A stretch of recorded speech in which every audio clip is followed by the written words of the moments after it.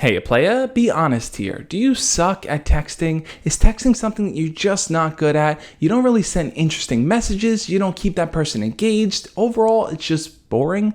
Don't worry. In this video, I'm going to share how to not have boring conversations, how to make them more lively and interesting so you can keep that person engaged. For those of you that are new here, my name is Josh, and every single Monday through Friday, I make videos sharing tips, ideas, and stories teaching you how to be your best self. Now, the best way to not have a boring conversation is to have something planned a little ahead of time before you message them. What I don't mean by that is to have fully scripted conversations or stories that you can tell. You want things to be honest and flow naturally, but I think it doesn't hurt to have openers that you can use just to keep the conversation from falling flat. And to me, the best openers are questions. They're things that you can ask that person to get a natural and real response from them. For example, you might want to ask them something like, what's your most favorite movie? Of all the movies you've seen over the years, which is the one that really sticks with you? Or say something like, I've never been one to really believe in ghosts, but there's been a lot of freaky things going on, so I want to get your opinion. Do you think ghosts are real? These are fun and unique ways to start a conversation.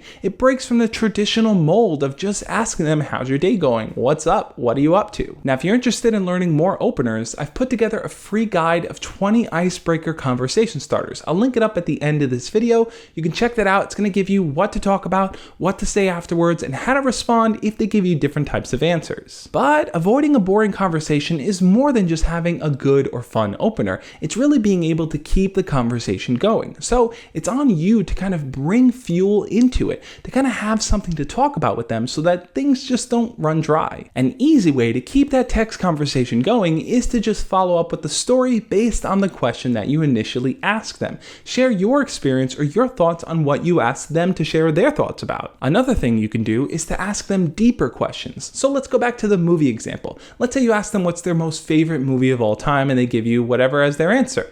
From there, you can always ask them, well, what was the last movie you saw in theaters? Or what was the last thing you watched on Netflix? See how you're just breaking down that movie question into smaller, more detailed questions? That's a good way to learn more about them. And in learning those detailed answers, you might come across something that you really connect with, and that could be the perfect segue into you sharing your thoughts. Another thing that I don't really like that a lot of people do, and this might just be a me thing, is that they ask permission to ask you a question or ask permission to tell you a story. So instead of saying something like, hey, what are your thoughts on this? They'll ask beforehand, hey, can I ask you a question? Which means I need to respond to that, and then I need to respond to the question. And I feel like it just kills time, it makes the conversation longer, and it kind of just makes it a little bit more boring. To me, I think in normal conversation, it displays a lack of confidence. The only time I see it making sense to ask if you can ask them a question beforehand is if it's something deeply personal that might actually trigger something or offend them or hurt them in some way. But other than that, if you're just trying to figure out what their favorite cereal is, just ask the question directly. Another thing that can make a texting conversation boring is just dropping way too many compliments.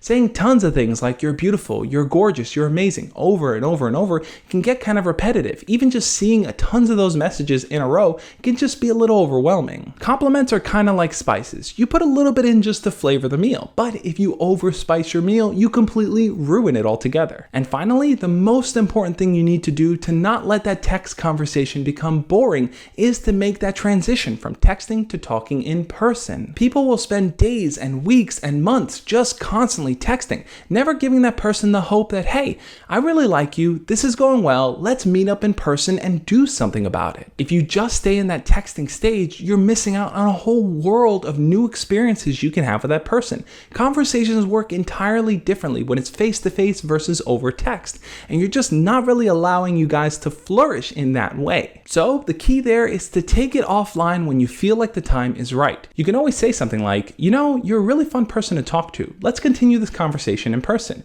Now I know a lot of you guys are nervous about taking it to the next step, but I think it's a crucial thing for you to do.